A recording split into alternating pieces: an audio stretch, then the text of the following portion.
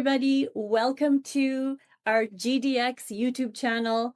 We are so excited to be hosting you at the GDX conference in Stockholm, Sweden, May 23rd and 24th. Today is going to be a very special interview with two of our esteemed guest speakers. One will be a remote speaker, Sir Alex Collier and Elena Danaan. Alex is an internationally recognized speaker and longtime voice exploring humanity's place in the cosmos. For decades, he has been lecturing on transformative experiences and bringing knowledge that he has attained from his beautiful and highly intelligent off-world contacts, the Andromedans, since the early 1990s up to present day. And Elena Danaan is a field archaeologist, best-selling author, international lecturer, and extraterrestrial contactee. She brings to her audience her untiring, creative, inspiring knowledge and experiences through her webinars and all the other work that she does, which is very extensive. She dedicates her work to the emancipation of humanity. A very warm welcome to you and Alex. Thank you. Thank you. I just wanted to ask, how do you both feel about coming to GDX Stockholm? It's going to be so exciting.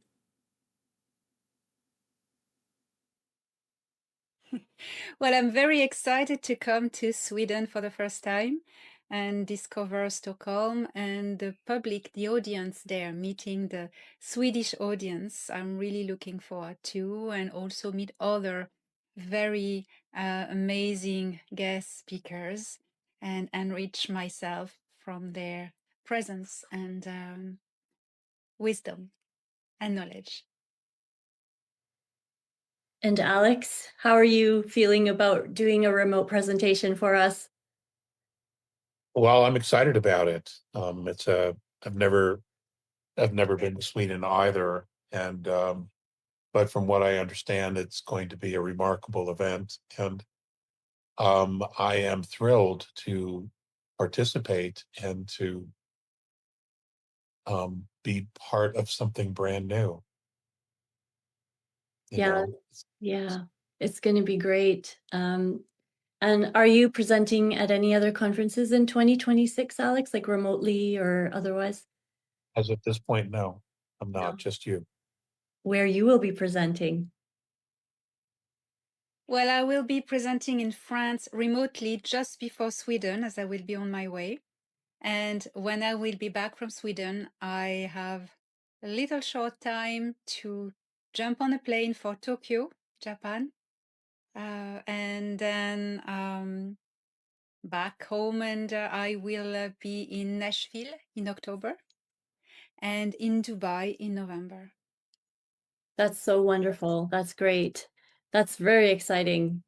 And I just wanted to ask you, with all these conferences happening within the disclosure community as well as ours, which will be technology and science-based, but how do you feel about the current disclosure agendas and how others in this kind of quote-unquote movement are engaging in it currently with, like, how do you feel about this going on right now? Alex? Me, Sure. well, it's complicated, and what makes it complicated is that there are so many different perspectives, some of which, to be just point blank, are ridiculous.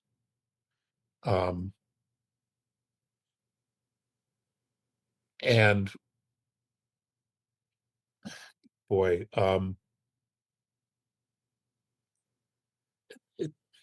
the movement isn't cohesive. It's not working together. There are a lot of splintered groups. And what's interesting is that we know that the world's militaries, the Space Alliance, is working with different star groups, but there's no information coming from them at all because of secrecy laws and NDAs, etc. national security issues. So that makes it complicated as well. One of the leading voices, however, in the disclosure movement today is Miss Danaan. Yes. There is no doubt about that. She has the eyes and ears of many different intelligence groups, and she keeps continuously proving that she's dead on the money with her intel. So that helps the rest of us because we can't get it from upstairs. And what I mean by that is those who are working in hand to hand with Galactic Federation, etc. And you have all these bits and pieces, like let's look at 3i Atlas, all the ridiculous things that came out about 3i Atlas. I mean, it was just a carnival. It was. It was Yes. just a carnival, and that should speak volumes for everybody. Everybody wants a nod. Everybody wants clicks. Everybody wants notoriety. But this is I don't think folks truly understand where we are at as a civilization. They don't realize that this is it. This is the change. This is the shift. This is moving from slavery to sovereignty to Star Trek civilization. 100%. Yes. I don't think they get it yet. And because if they did, they would be more serious about what they're doing. Yeah, there is a quote, Alex, we have on our website, on the Galactic Discoveries Exchange website, that from you, saying to become totally self-confident and free to unconditionally be responsible for oneself without being manipulated by some higher authority. Like, That was Theseus. That was Theseus. Theseus. Okay, so Theseus is the one of the Andromedan contactee that you're very close to. Yeah. And how would you compare, like, this quote from Theseus, how would you compare this from humanity's past to our present and our future? I mean, this is very Well, let's talk about that. Let's talk Yeah. about that. My question to Theseus was, what's going to become of us? And that was his response. Now, and Laney can back this up. We don't even know our true history. Okay, we get bits and pieces of it, and more is being uncovered and or disclosed, but most people have absolutely no clue the true origins of not only us but humanity, coming from the Lyran system and beyond the Lyran system, etc. About the history of the human race. So all everybody knows is the Matrix, and that's collapsing on itself because there's no truth to support it. Yeah. And what we're trying to do, Elena, myself, many others in the past, that we're trying to do is fill in the gaps as one lie collapses. We try to fill it with the truth so that it doesn't get filled up with more bullshit. Can I say that? Is that all right? Yes. It doesn't. Okay, so that space doesn't get filled up with more bullshit. That that there's some truth. There is truth in that, so that at least we can put in some bricks, some blocks of truth. Because in the end, the only thing left standing is going to be the truth, and that's what we're desperately trying to do. And that there are a lot of people who are sincere in doing that. It's just that, you have to wonder where they're coming from. At least I do. 3i Atlas is a perfect example of that once again. Where are they coming from? Yes. They say they want it, but, reptilian invasions and yada, yada, yada.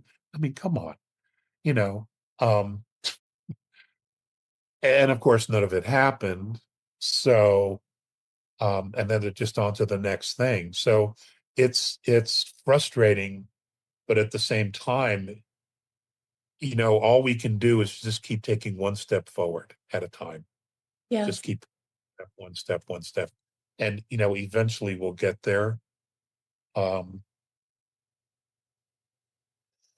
This young lady here in front of you probably has a lot more to add to that.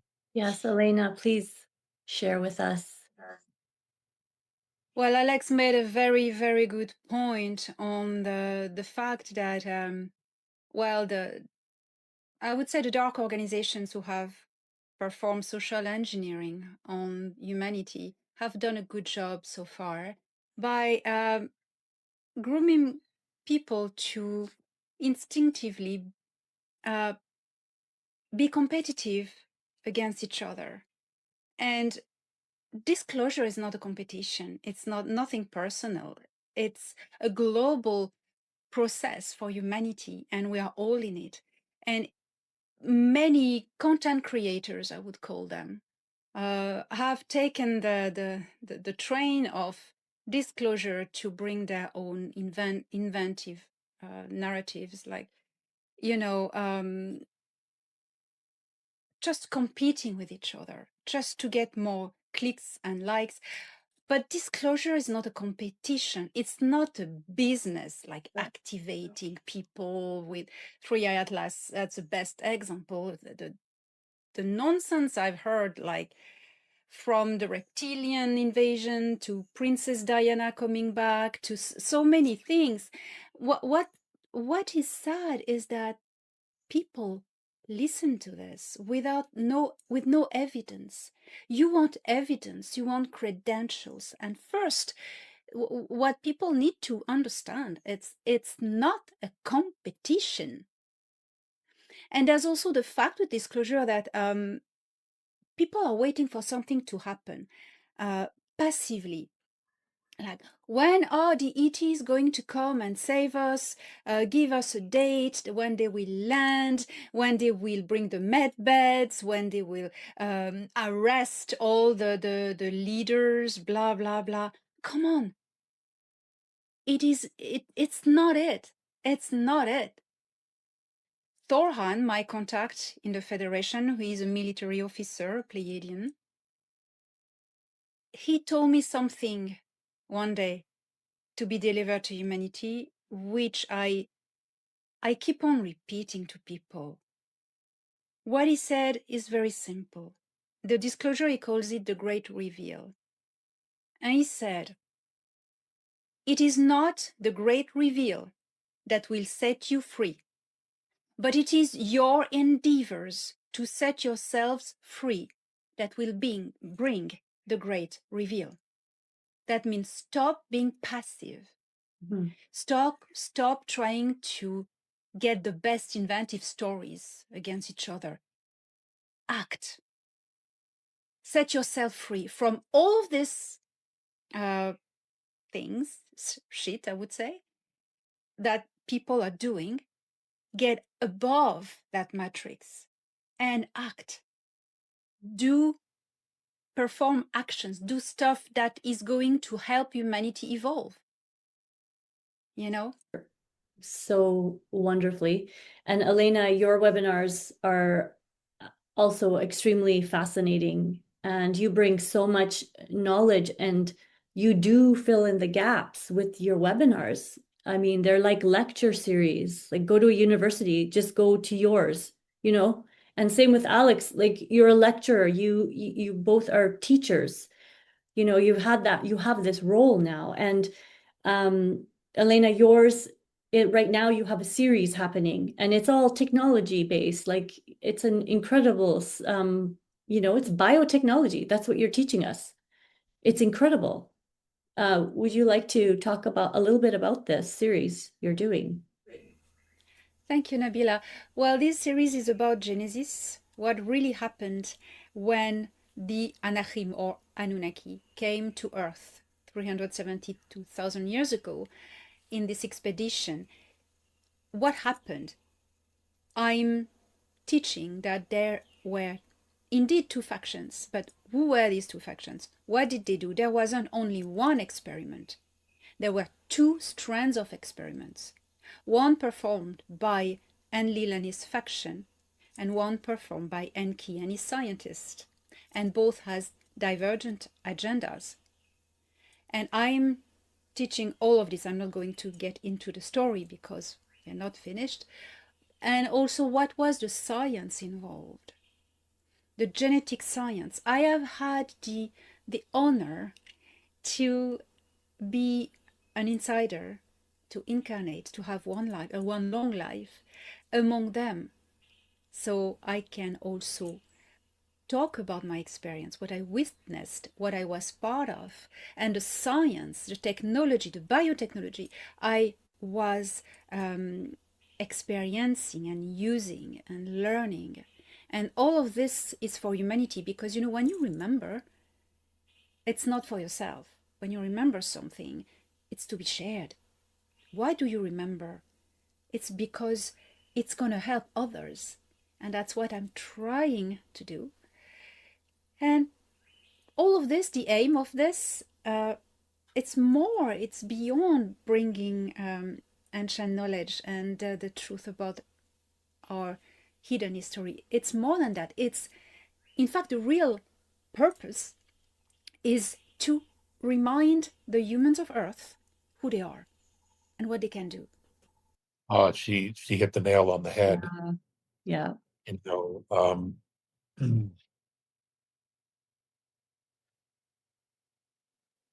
we're extraordinary beings, extraordinary souls. And no one would even believe it at this juncture, with so much brainwashing and so much division and so much singularity and division. Almost nobody would believe just how incredibly powerful we each are individually, and our ability and our capabilities to literally manifest anything. And, you know, no matter where we go, no matter where we are always connected to source.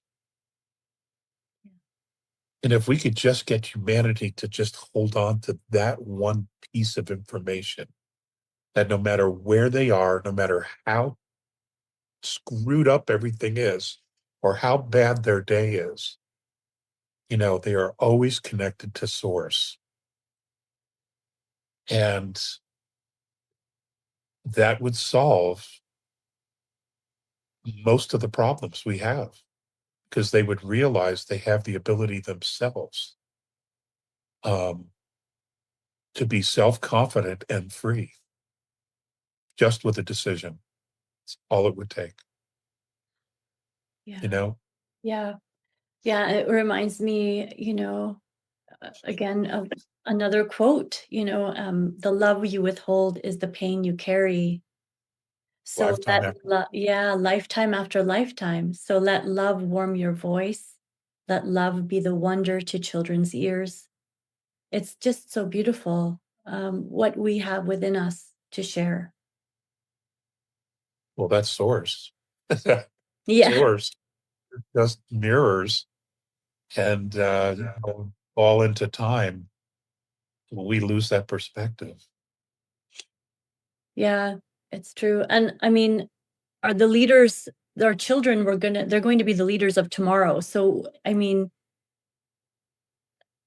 Elena, you've seen the future in looking another technology that we actually have, but we're not allowed to use. And you've seen this on another ship, on the Meton ship. Can you speak about what you've seen? And it will come to pass because this is our future, you know? Every civilization that evolves in consciousness, and we all get there at one point, realize that they don't need religions, they don't need intermediaries, because they remember, as Alex was describing so beautifully, that we are a fractal of source, of creator. But at that special moment, that switching point, when we realize that we are a fractal of creator, when you see in the ancient scriptures, God made humans at his image, it wasn't about the bodies, it's the consciousness. We are fractal of God, of Creator, although I don't like to use the word God. So when you realize that separation is the experience of separation. It's an illusion because we all are all fractals of the same substance and we are all quantumly entangled. So when we realize that, everything we were talking about earlier on, competition, gossip, all of these things, it makes no sense anymore. And that's how civilization evolves. And I have seen this future. It's going to happen. It's already started. And the secret, the key is information, is knowledge, is to remind people of this. And then one day it clicks and that's it. You jump, you pass, you walk the bridge. And this future, I've seen it a few times in what they call a looking device, time looking device. Looking glass. Yes, we call it time looking glass, and it's like a column. It was on a metal chip from Proxima Centauri. It's a column, and there are inside floating time bubbles. It's empty time bubbles, and they're floating like a plasma lamp you would see, you know. And it's void inside, but you have these time bubbles like this floating. So you're going to send coordinates. Either with technology, they have like computers, very advanced around, and they can plug the computers, type whatever date in the future, or you can do it via consciousness. And it taught me how to do that. It's like in a remote viewing, it's the same.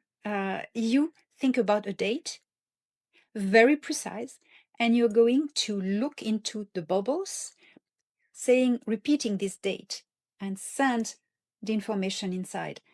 And the bubbles suddenly move and rearrange and merge together, and you have a big blob with 3D images, a movie inside, and you can look. That's how it works. I've seen a future that is not very far, where humans are still evolving, wondering who they are, arguing, discussing, but they have a better understanding of space and of time and of who they are. There is peace all over the planet, and all the countries are federated. Everybody keeps their proper culture, and even there's a celebration of everyone's culture and traditions. People are encouraged to wear their traditional costume and play their traditional music. It's really a step forward, but a step into celebrating humans. And it's a federation of all these states, and it's peaceful. Most of the cities are anti-gravitic, so the earth is repairing, nature is repairing. There's a lot of people who decide to live on the planet, but these have taken engagement to be the feeders, so they are going to be the farmers and produce food for the others who live in the cities. There is more space. The air was whiter, brighter, cleaner. And the brightness, to me, because I've traveled a little bit, when the light is brighter, it's because it's in a higher density, when it's nearly blinding. So Earth has moved into a higher density.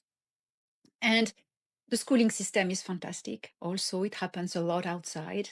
I can go in a lot of details, but in the big lines, humanity, as every other civilizations, because they've regained their sovereignty with all the technologies that have been withheld from them that are given back, they can now soar to the stars, go interstellar, intergalactic, And so humanity, instead of growing on Earth, they are going to soar everywhere and build colonies and multiply and breed and become more numerous and just become the interstellar civilization that we should be at right now.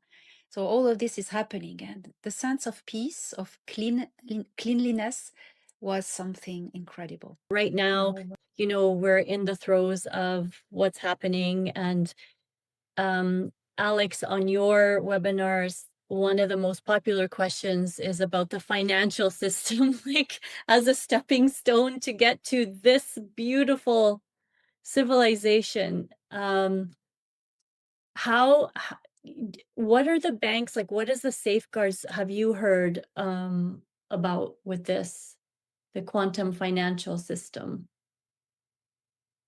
Well, we have very limited information regarding the quantum system and what it really is. There's bits and pieces, but the majority of it is not actually available to the public yet. But the banking system itself is changing dramatically, and at some point, it will just go away. The banking system was set up in order to be an intermediary between your money and where you wanted it to go. And it was also an extension of the central bank system, which was established to enslave and indebt every single person on the planet. They were given permission to print money out of nothing, out of nowhere. And because of that, we all have to pay to live on a planet we were born on. And no one gave them permission to do it. They don't own anything, and yet we have to pay them to be here, to live here. So that's all going to go away. That's number one. Number two,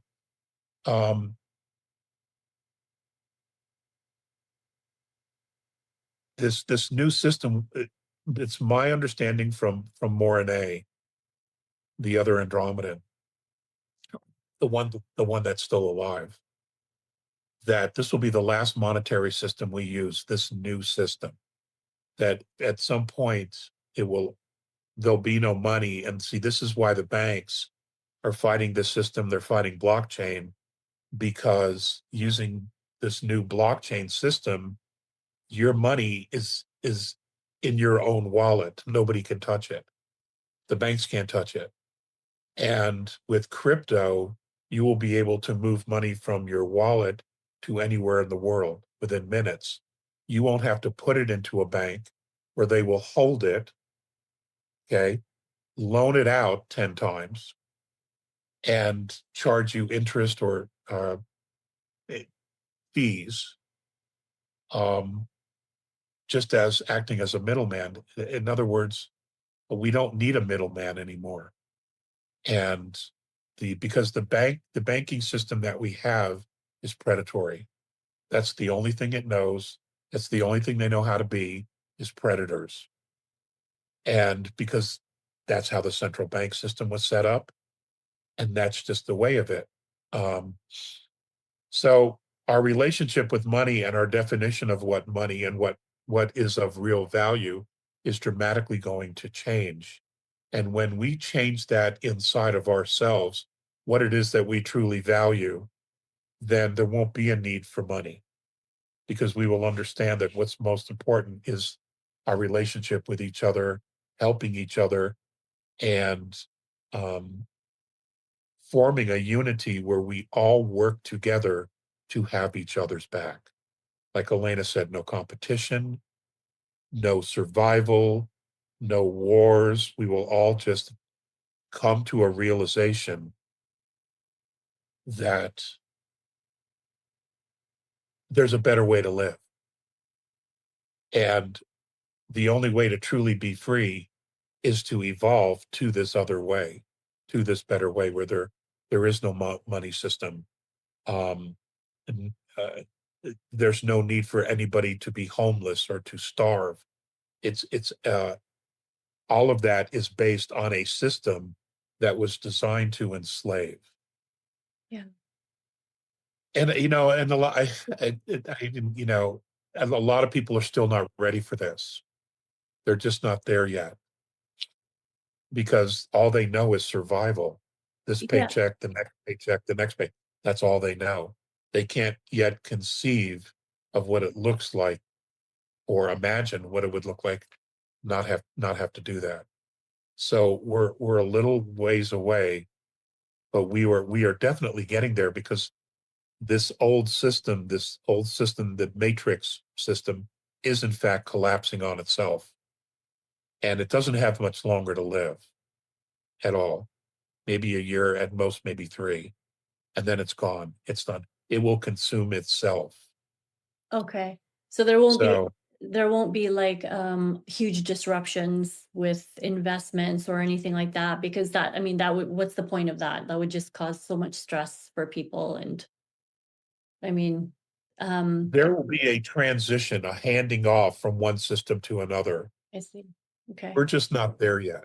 Mhm. Not enough people are awake or are ready for this transition because they don't understand it. There are many people who don't even see it yet. They're like, what are you talking about? You know, that's Yeah. not happening. Yeah. You know, Yeah. Exactly. We were talking just before, and I was saying, so many people I kind of chatter to about this stuff. They are like, what are you talking about? Yeah, exactly. They just don't even get it. They don't understand. Elena, do you want to add anything to this with the financial system? Well, Alex is really the expert on this, and I think he summoned it very well. I was told effectively that it's a transition. You know, who is doing this transition? Who is operating this transition? People who want the greater good for humanity, the White Hats, the Earth Alliance, all these people. So their purpose is not to create an economic collapse by a change of monetary system to harm humanity even more. No, the contrary. They want humanity to feel better, to be more healthy, wealthy, happy. So they are doing everything they can to make this transition as smooth as possible, as Alex was explaining. they don't want Yeah. to punish the people who have been abused by the system. They want to punish the abusers, you know, Yes. and we're seeing who they are now. The banking system, the cartels, where it's all coming out, all the fraud in government. It's all part of the disclosure of showing people how broken and corrupt this system has always been, you know, and the ones who get punished are the ones who work 9 to 5, have families, raising kids, doing everything they can to survive, to do all the right thing, raise their kids to, to be good people, genuine people, authentic. Um, those aren't the ones we want to punish or anybody wants to punish. They're the salt, they're the foundation of humanity.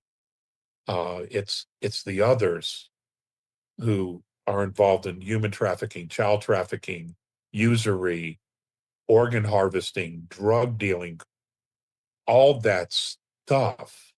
Yeah. And it's a dark place. It's a really dark place where they are. So, yeah. But at the same time, you have to make people aware of what the transition is and what it represents. And it's happening, may not be happening quick enough for those of us who have been awake for a while, but nonetheless, it is moving and it's taking a while. But we'll get there. Like I said earlier, one step at a time, and there's no stopping it. There's absolutely no stopping this. Right. Yeah, this The is game is over. The game is over for them. it's actually very exciting times to watch, to see how this is all gonna play out, and for the good this time. Um, this sort of this new technology is coming everywhere. I mean, obviously, there's so many questions about med beds as well, medical technology. And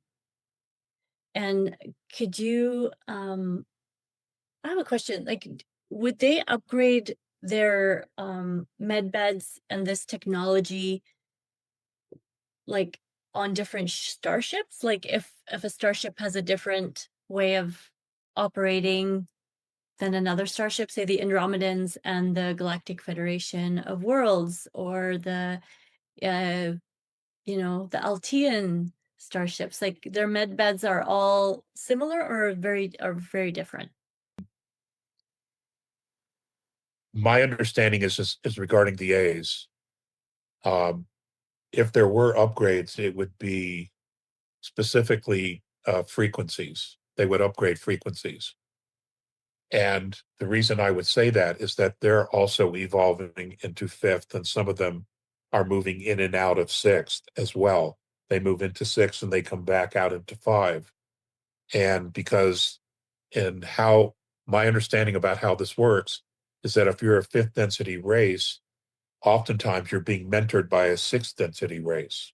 So there's an exchange of knowledge. It's called the law of consistency, where everything they know, they pass on to you so that you can teach this to your generations as well, so that everybody moves together with the same focus and the same agenda to evolve in a good way. Now, as far as the med beds, they refer to it as a holographic camera. It essentially is the same thing of what we call. And what they do is how it works is they take a picture of one of their own, and it shows them, it has their entire history from the moment the picture's taken to conception, whether that's in a tube or in a mother, in a womb. And what they'll do is, if there's an organ or something that has to be replaced, or there's need of repair, what they'll do is they can take a slide out of that holograph. They can take a slide of when a particular organ was at its most healthiest, and they will drop that in, and the camera will then project that onto that specific organ and literally renew that organ in the moment, in the body, without any type of surgery whatsoever. So literally what's happening is they are healing themselves with the use of just the camera. It is still their own frequency. Wow, that's amazing. And yeah, that is just amazing. I was going to add a bit, but it's okay. So yeah, that's cool. Elena, Uh, Well, I've come across different types of medbed on different spaceships. The technology may be differing regarding the cultures, but in fact, the principle is the same. You're going to take the holographic blueprint of a body and repair it. And as Alex was explaining very well, you select a healthy blueprint section or slice or frequency key or something that belongs to a moment in your body where the part you need to heal was healthier, more resonant, and you broadcast it differently regarding the cultures. You broadcast it into the dissonant part of the holographic biofield, and it is going to that's creation. That's a universe that does its work naturally. My friend Jen Han, who's a terraformer, it tells me the universe tends towards perfection. So when you have something dissonant and you bring something resonant, the thing that is dissonant is going to merge into the order, the resonant. So that's how it is repaired. And that's a technology I've seen with different, sometimes they use crystals. Yeah. They use sometimes just sound frequencies, different things. So the purpose is the same. They work on the holographic blueprint of the body. Okay. Now, what's also interesting is that each particular race or civilization will have its